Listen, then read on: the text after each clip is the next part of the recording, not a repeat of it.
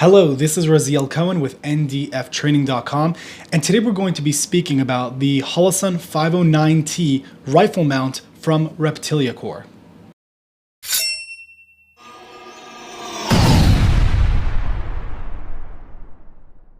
Now, I've made videos on Reptilia Corp in the past. We actually made a video specifically on their light body, which was really incredible. This is with the Malkoff head. That was in and of itself a really cool video, especially with the Reptilia Corp bodies. The mount of the light is actually connected to the body itself, so it makes it for a very low profile mount. And a lot of people really do like that, and I've been coming to enjoy that a lot. Reptilia Corp has a lot of really cool, very innovative ideas when it comes to light bodies and rifle mounts specifically. They have a lot of different mounts for optics, and whether that be an LPVO, a Holosun 509T aim point, or the Holosun 508T, which is actually very cool. So now what's really interesting about the Holosun 509T is that this is really made as a pistol optic. However, for a lot of people, they're looking to make their rifles lighter and more low profile, a lot more slick. And this is an option that Reptilia Corp came out with, that you could actually have a 193 height optic with the 509T. Now, if that's not interesting for you, it should be, because this is right now the Holosun 515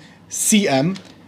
And you can see that the height, obviously, if it's not actually mounted, is going to be a little bit higher. But what this is that this is quite a large optic, and it does have a lot of durability. It's known to be one of Holosun's top optics when it comes to use on a rifle. But this is obviously a much lighter, much more low-profile optic, and it does well. The reason why it does well is because if it was, let's say, the 508T, which I made a video on in the past as well, the 508T is an open optic versus this, the 509T, is a closed emitter optic on both ends. So it definitely lays itself to durability and making sure nothing gets into the optic. And if something were to get into the optic, you could just wipe it off because, again, it's fully enclosed, which is an awesome option. So for a lot of things getting very popular right now, specifically the what would stoner do builds, which I'm probably going to make a video about in the near future, is people are looking to have a very durable optic that functions the way it needs to function while still being low profile and lightweight. And this is actually something that I think fits that category very well. Now, there's a few things about it that you should be able to be aware of. This is probably not going to be the best option when it comes to long range, because this optic has a larger reticle than what this one has. So I believe this one has a 65 MOA circle, while this one has a 32 MOA circle. Now, they still have a very good dot. So the reality is, actually, if you do practice and get your holdovers correctly, since the inner dot of this is much smaller,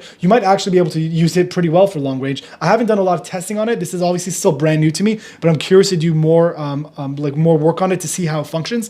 But what I've seen so far, the reason why it's worked for me so well is because what I thought you were losing when you're switching to this optic, it actually compensates very well. Since this is on a generally mounted on a pistol, the reticle is actually much smaller. So again, this is the 32 MOA circle, and this is the 65 MOA circle. So the windows, I actually measured them out.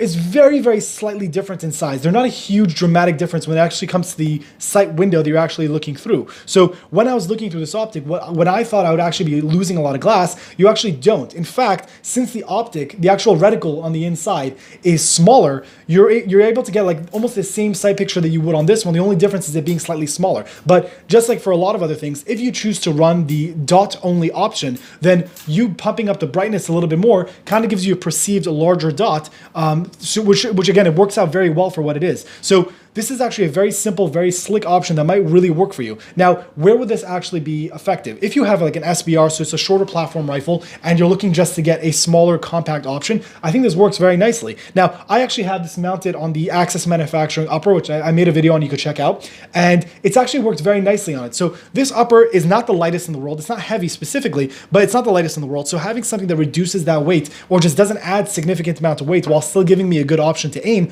I think is a great idea. So if you have a heavier option upper and you want to get a lighter weight option, this is actually very good. So if I were to add an LPVO, you're adding at least a pound to the setup, and if that's something that you need, then fine. But if you don't need that and you want to really try to cut down the weight of the option that you're using as much as possible, then this is definitely something you might be able to look into.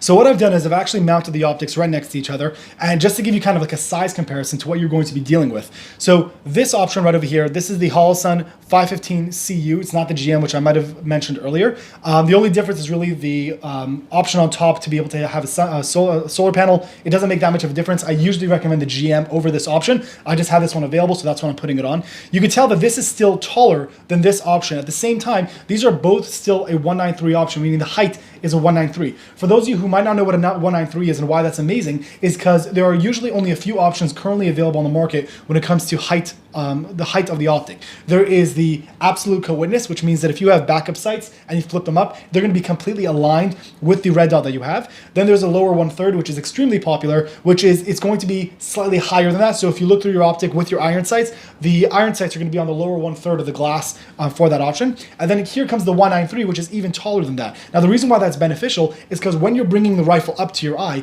you actually have a much more comfortable rise of the optic, and it really makes you kind of have your neck more relaxed. You don't need to strain yourself as much, and it comes up much faster. So once I've had that experience with the Holosun, the 515, I never really wanted to go back because I saw the value of being able to have that. So this is just kind of like, again, a height comparison that you could tell that this is still taller, while this is obviously, it looks a little bit shorter, but the size of the window that you're losing is not significant enough to make a difference. And again, since the reticle on the inside of this optic, the 508T, the 509T, sorry, is going to be smaller, it actually feels like it compensates the difference for that. A part of that also is that for the Holosun square design optics, you actually feel like you're getting a larger sight picture because of those corners. It might not seem like a big difference, but it actually was noticed by a lot of people to the point the Holosun came up with the Holosun AEMS, which using that same technology, you're able to get a very large, perceivingly large optic reticle and viewing window, which really works well for itself. So this is kind of like Holosun's competition to the EOTechs, and it's a very nice option. I made a video specifically on it as well that you could check out. The reason why this is not mounted on any of my rifles right now is because, to my knowledge, Reptilia is going to be coming out with a mount for this to be in the 193 category, which I think is great.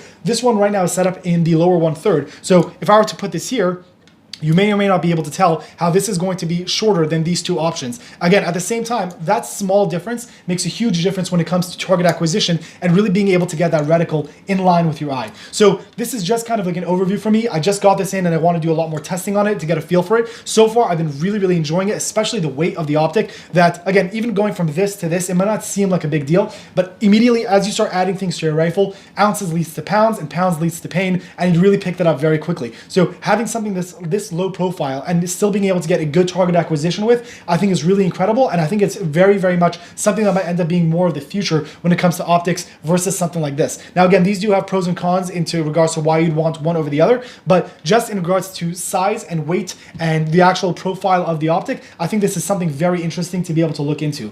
If you have any questions or something specifically you want me to test, whether it be comparison between these two or other optics that Holosun offers or other optics in general, feel free to leave a comment below. As we're going to be doing a lot more different builds. I don't know if you guys have been able to tell, there have been a lot more products that I've been reviewing that are going to be coming towards a new build that's coming out that I'm very excited to share with you guys. But until that point, I'm kind of showing you guys the accessories that might end up going onto that build until all those parts actually come together. So again, if you have any questions, feel free to leave a comment below and I'll try my best to make sure I can answer those questions. This is Raziel Cohen with ndftraining.com. Thank you for watching.